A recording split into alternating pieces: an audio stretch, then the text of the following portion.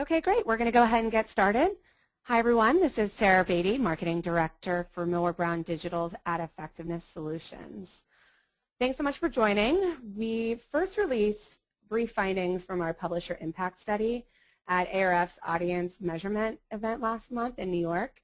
And since then, we've got a lot of interest from a lot of you on the line, and you may have seen some of the media coverage in Wall Street Journal, Ad Exchanger, and Media Post, and some others. So we're really excited to take you through the study today and introduce the insights to you in a little bit more detail than what you may have seen either at the ARF or through some of the media coverage.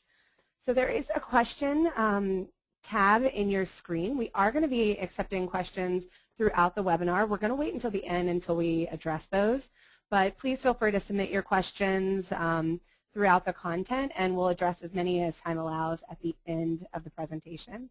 And then also, because this is one of the most popular questions that we usually get, we will be following up with a link to the webinar and a PDF of the full study via email after the presentation. So just keep an eye out for that email from us with the recording and a PDF of the full study. So with that, I'll go ahead and introduce our speakers. Joline McGoldrick is Director of Research with Millward Brown Digital. She's going to kick us off and talk about the study and kind of the context around the study. And then Hannah Pavalow, Research Analyst with Millward Brown Digital, is going to take us through some of the methodology as well as a case study and some of the key findings. So with that, I'll go ahead and pass it over to Joline. Thanks, Sarah. Hello, everyone. So we're excited to present to you today, for some of you for the first time, or some of you may have already heard about this study at the ARF or read about this study, but we're excited to share with you what we call the Publisher Impact Study. And what this really is this is a means for how we can really uncover the value of premium content and really begin to understand the role that sites play in driving the marketing effectiveness of digital advertising. So what I hope to do in this presentation today is really three things. It's to provide you with some more context and specifics on the research we've conducted. It's to give you some more in-depth insights about the value of the publisher's brand and what it brings to the digital advertising experience. And finally, I hope that this can provide you with some tools to really understand how not only to just quantify the impact of a site brand in the advertising experience, but also some tools for if you're on the side of it where you're really looking to optimize the value of your site, how you can work towards doing that. So with that, let's get started. So just some background in case you're familiar with Millward Brown or Millward Brown Digital. So we're the experts, the leading digital experts in really helping clients to grow great brands. And what that means is what we really try to do is not just to measure advertising effectiveness, but also really to help our clients fully utilize and understand the value of digital in growing their brands and in measuring how those efforts are going. So some background. So what is a brand? So a brand is really a set of associations, memories, feelings in the mind of the consumer. And brands play the same role in the digital world that they do in the real world. It's basically the mental model that that an audience has about a particular entity. And brands are important for two reasons. They're not just important because we're measuring branded creative in the digital world, but also, as we'll see in this study, that the role of the site's brand actually matters too. The site brand plays into how the digital creative are viewed by respondents. And I know this can sound aspirational because digital is often seen historically. It was somewhat seen as a means for direct response and click-through.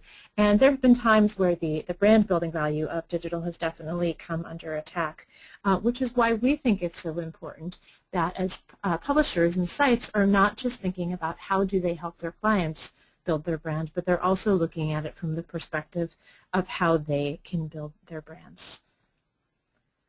So in this landscape, what we see is that there's really three publisher challenges that publishers are faced with right now in trying to build their own brands, in trying to survive in this very competitive industry. Publishers are faced with really three challenges that are all somewhat related to each other. The first one is they're really challenged with an ability to quantify the influence of their brand or their site-specific content.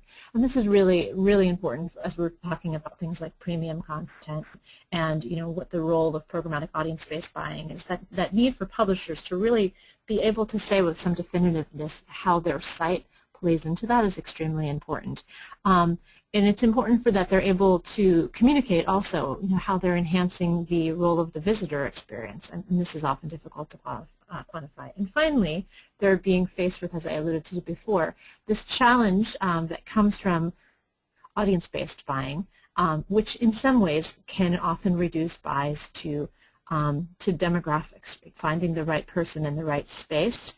And that really minimizes or challenges, I should say, the value of both premium content and premium sites. So when we heard these things from our clients, when we heard from our clients the challenges that they were faced with, we really wanted to understand better how it was that their sites played a role in this, and specifically what were those qualities about the sites that ended up mattering for setting the table for a positive or a good advertising experience. So I want to go back to one more thing before we start, just to be totally clear about, you know, one of the challenges that we're facing and what we think, how we think that this fits into it. So for some background, for those of you unfamiliar with programmatic audience-based buying, what it is, you know, essentially target characteristics are entered into to an interface, an algorithm is generated, and then this technology allows the software to go out and find the target audience on the web, serve them the right ad, and then you can repeat this, right, because you're looking for people more than places. And this is a growing trend because it's fast, it benefits from really strong reach numbers, and it's cheap. And we definitely agree that there's a great place for this in digital advertising. But we also think when we look at it just as looking for people, and not the full context or the full background, that there's a piece that's missing from this. And what is this missing piece? We would argue that this missing piece is really place. That where you are exposed to something matters in terms of how effective or not that thing will be.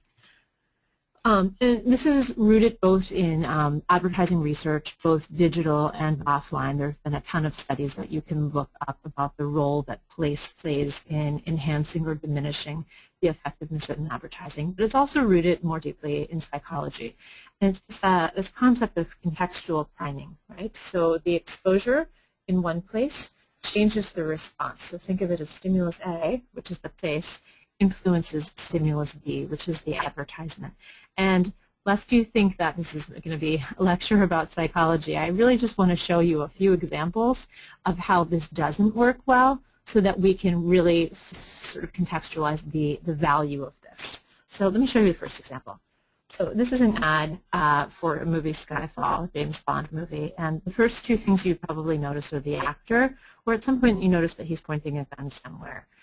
So that's stimulus A, and then stimulus B. Where he's pointing that at is Lincoln, probably not that well placed. Here's another example. So childhood obesity, don't take it lightly. Okay, so we're in that frame of mind that healthy eating probably makes sense.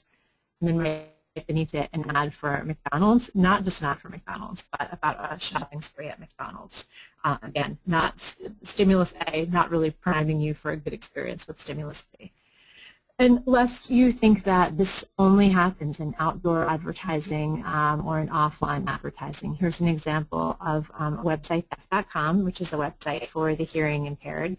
And what's the one message that you probably don't want to make a joke about on this site?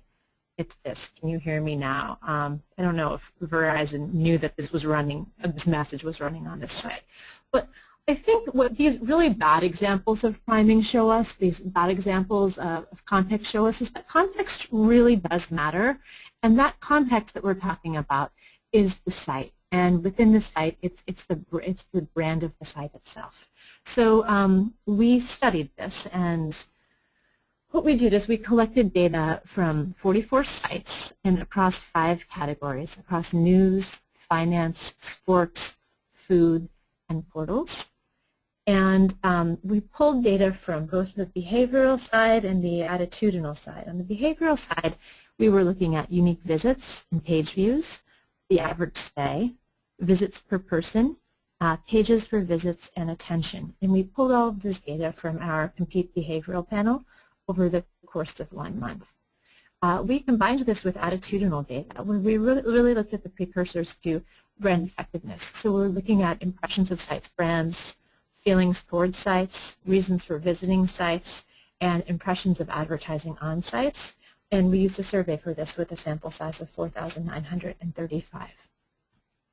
So we ran a factor analysis to determine which variables played a role, and 43 factors came up, and we were able to synthesize those factors into really two operative elements at work.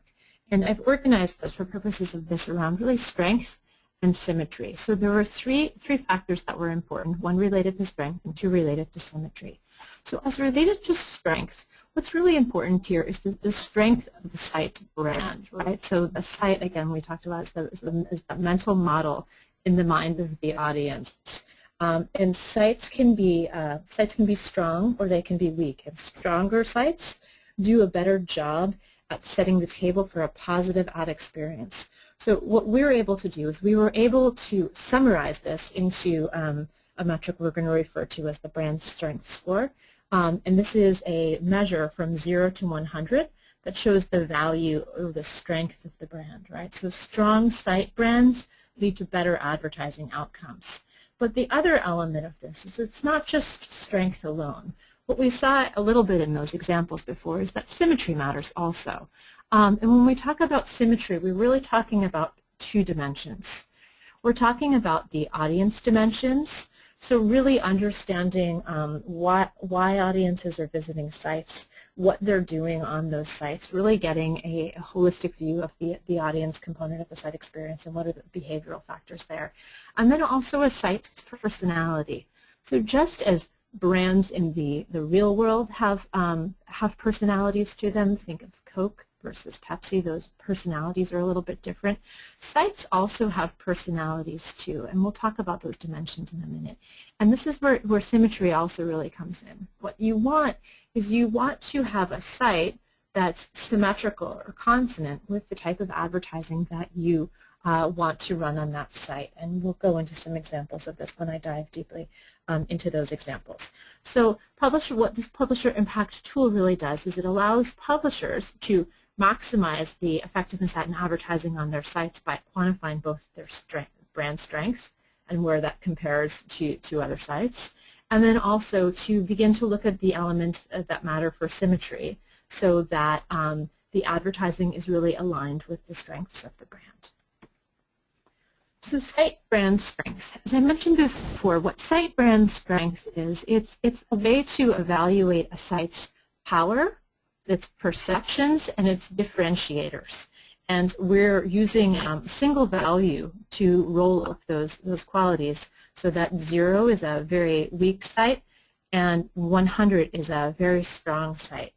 And what site brand strength really measures is three things. There's really three components within that site brand strength score. The first of those things is about brand attitudes. So how desirable is a site? How much do audience members trust the site? And how much do they want to share content on the site? How shareable do they find that content to be? And that really speaks to the personal relationship of an audience member and the brand. Then there's site utility, and what site utility is really about is visit purpose. What is motivating someone to go to that site?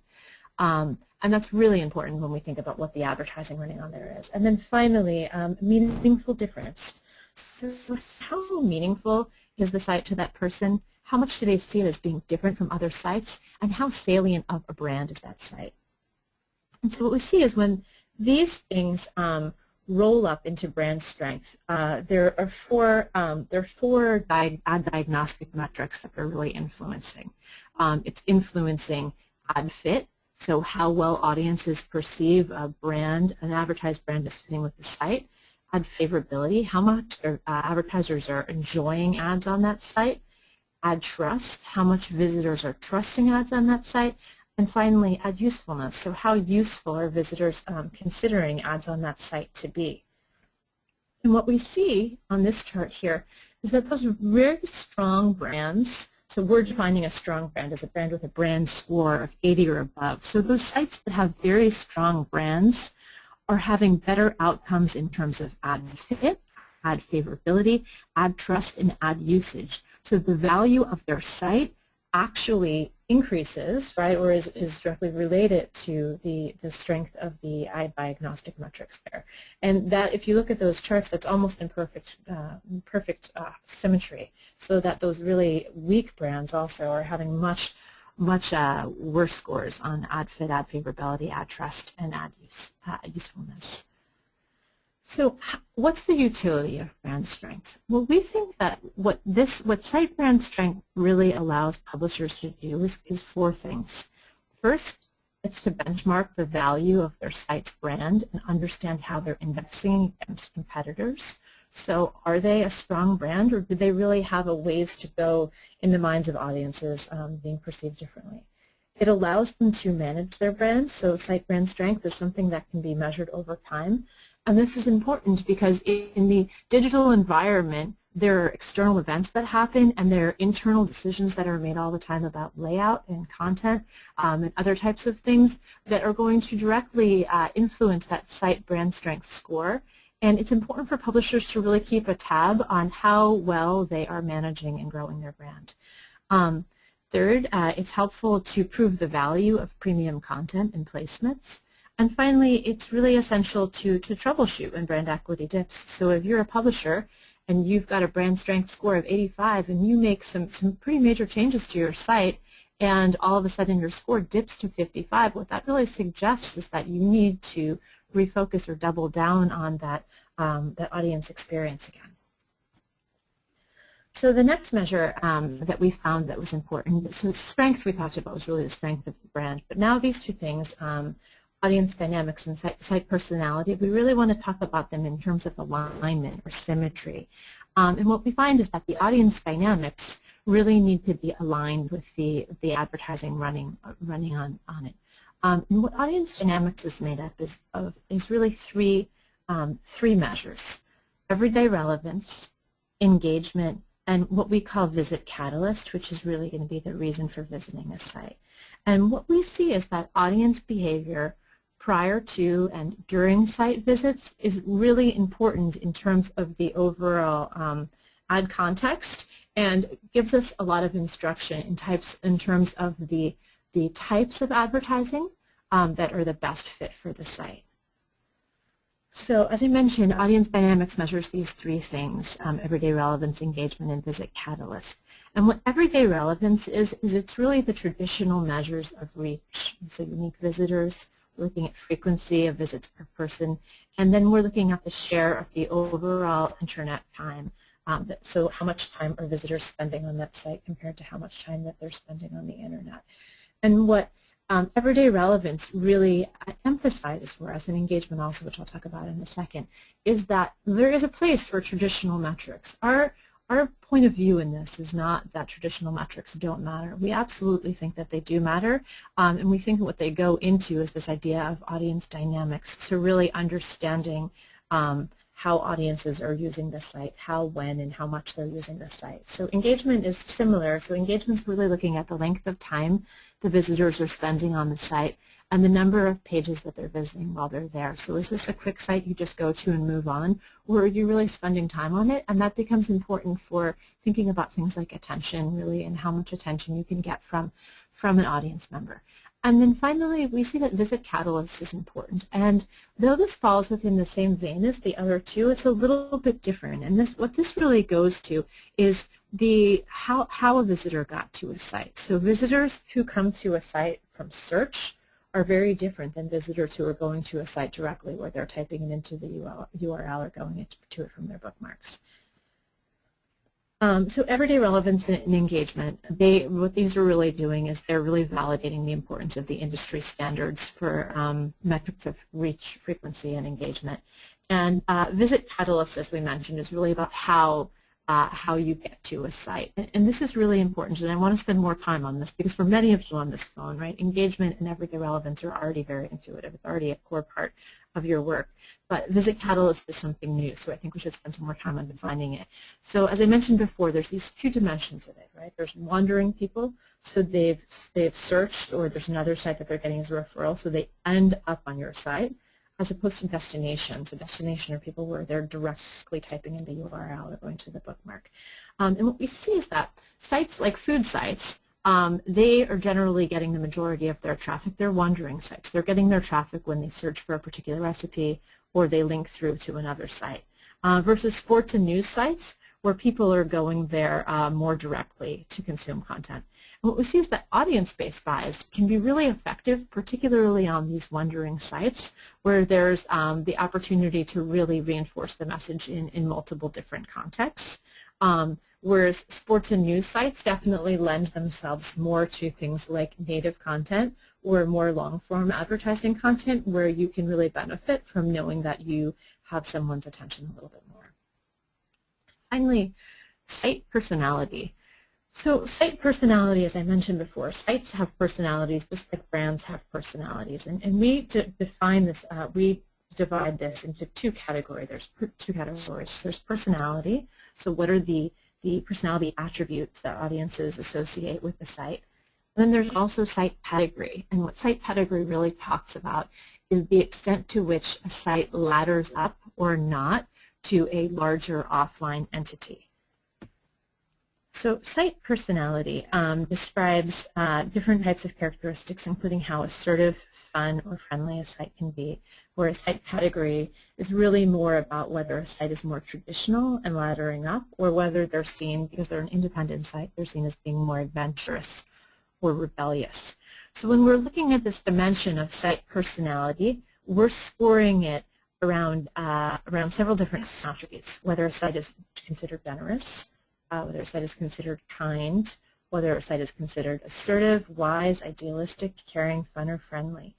And what we see is that sites like food sites definitely come across as more fun or friendly, whereas finance sites are slightly seen on the more serious attributes, which you see on that top side, such as things like being wise and being assertive. And so it follows that the advertising that you have on those sites should be consonant with the personality of the site. So if you're looking to deliver a somewhat sobering message, a somewhat serious message, better delivered on a finance site than a food site, for example. And finally, the dimensions of site pedigree. So we talked about how site pedigree really ladders up to a larger institution versus being independent. And so we're looking at this a few different measures. So the trustworthiness of the site, the difference, the playfulness, the rebelliousness, the adventurousness, and the straightforwardness of it. And what we see is that when we're looking at channels, right, the channel that is most straightforward is newspapers, and the channel that's the most different is digital.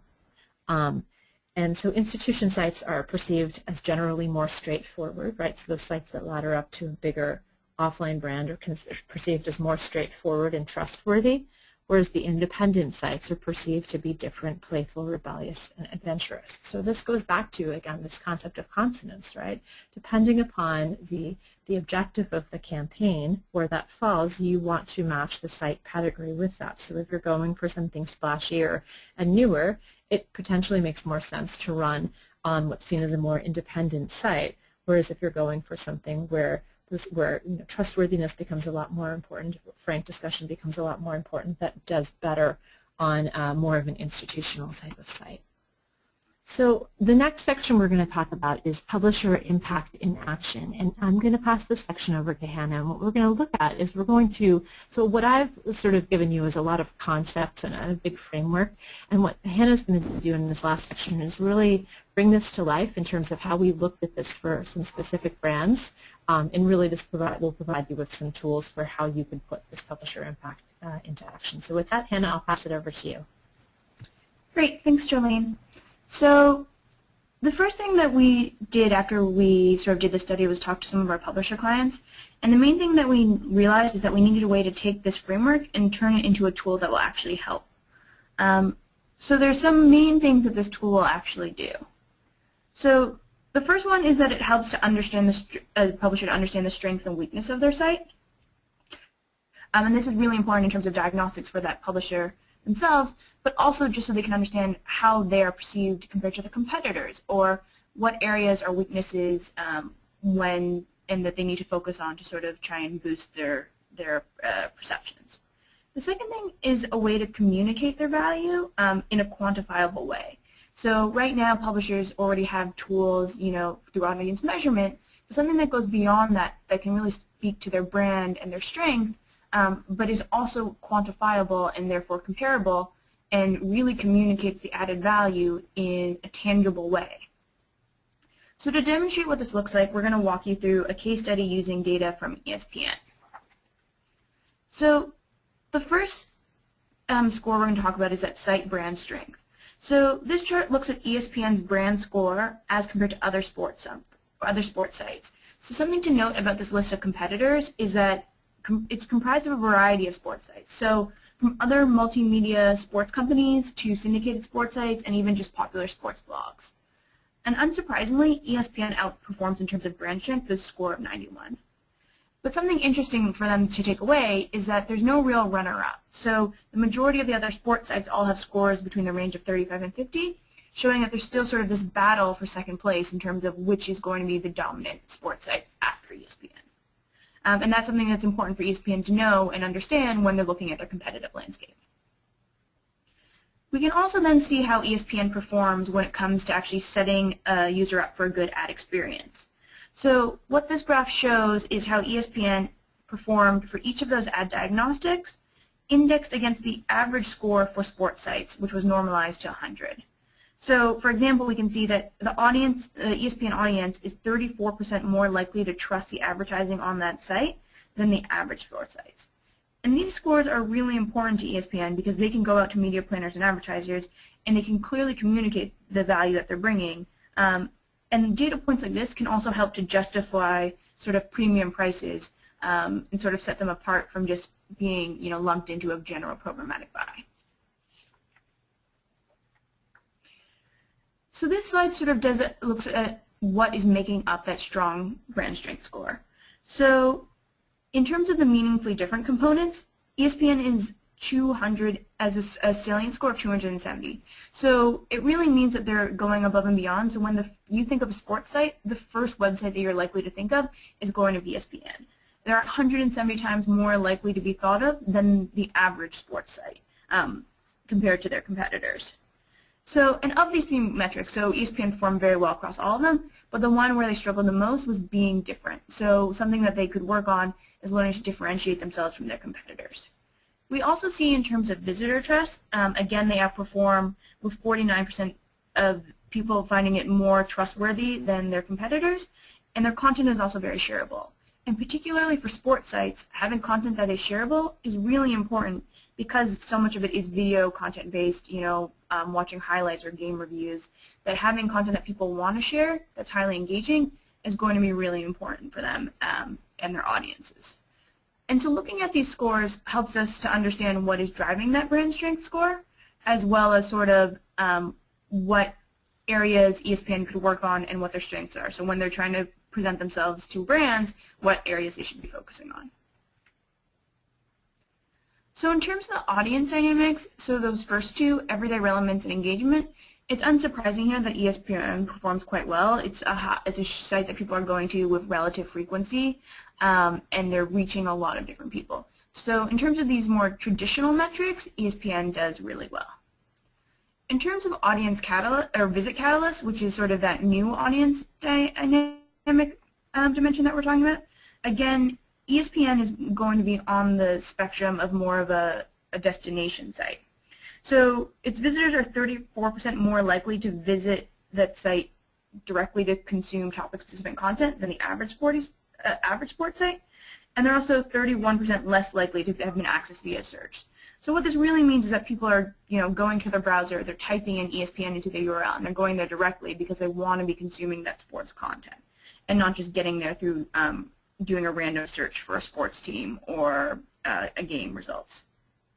So that combined with the fact that ESPN has very high everyday relevance helps position them in a way that shows that not only are they delivering relevant content, not only are they a destination, people are also going there with high frequency. And this can be really important when you're trying to do things like integrated advertising, when there's an opportunity for people to really go there and get involved in that content. This also shows how these dimensions are all sort of interconnected. So what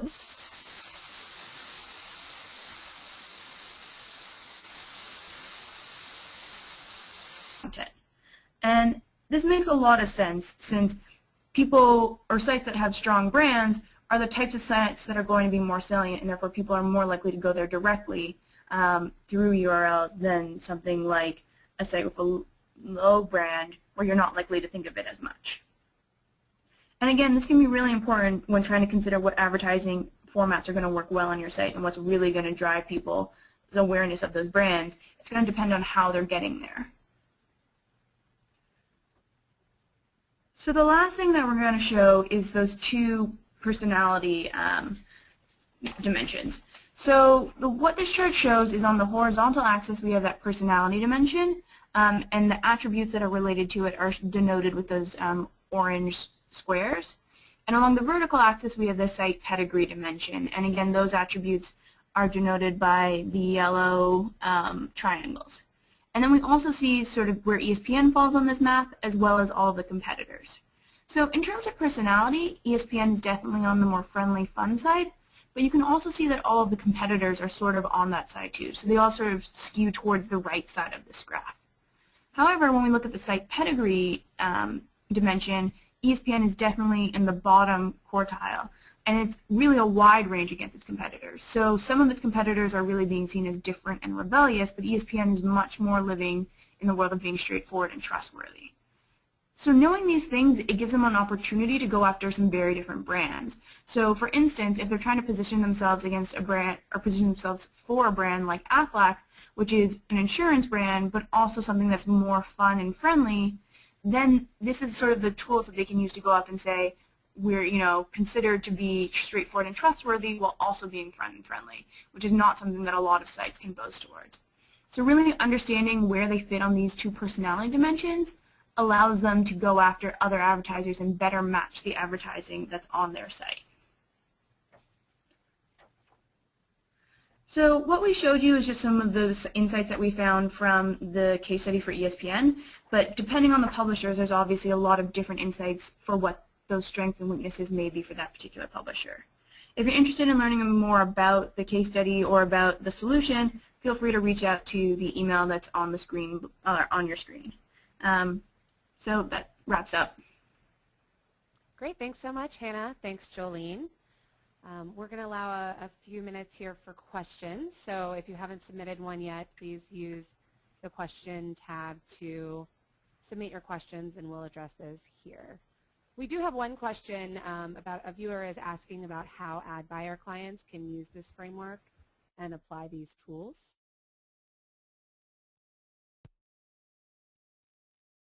Joline, or? Sure, I'll start that question and then I'll pass it on. Sure, I'll start it and I'll pass it to Hannah for some building on it. So, one way in which they can use them is when buyers are thinking about, where they want to make really big investments, when they're looking at long-term relationships with sites, right, big buys. These are important to see, particularly that site brand strength score, so they can assess, does it make more sense to, to put their money with a site with a stronger brand strength score versus not. And then, so that's one dimension is looking at site brand strength score of where you're considering your investment.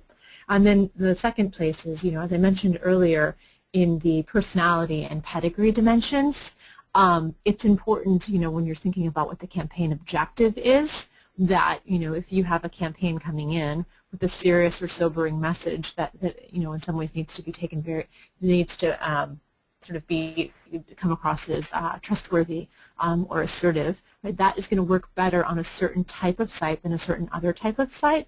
And generally, buyers do some of that piece of it with intuition.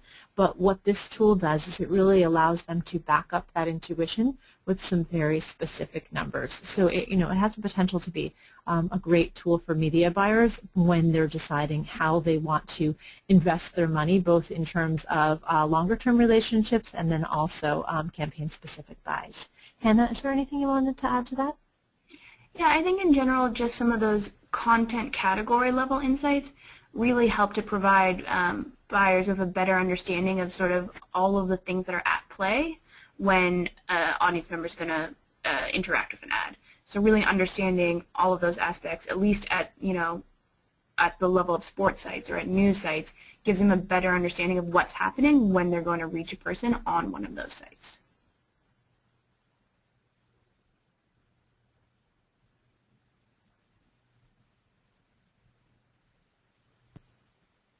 Sarah, do you want to go through one or two more questions?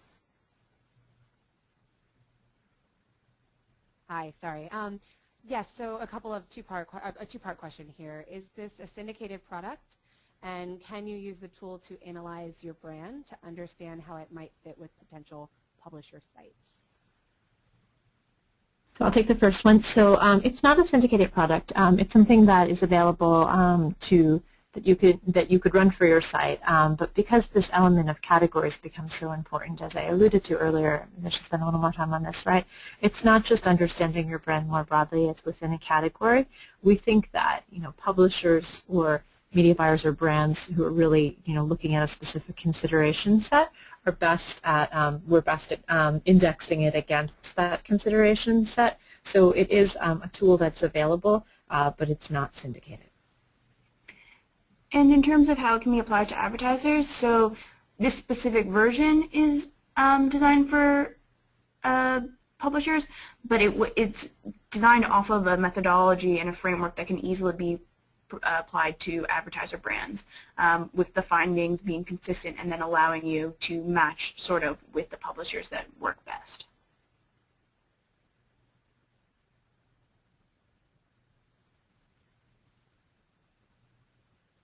Great, thanks, ladies. If there are any more questions, please feel free to submit them. I think we've addressed the ones that have come through. So if you have any, please feel free to submit them, and if we can follow up with you offline or email us at the email address on the screen, which is mbdpublishergroup@millwardbrown.com. So with that, we'll go ahead and wrap up. Thanks, everyone, for your time today. We are going to be emailing you with a link to the recording as well as a PDF of the full report. And with that, please feel free to reach out to us, and we will talk to you then. Have a great afternoon.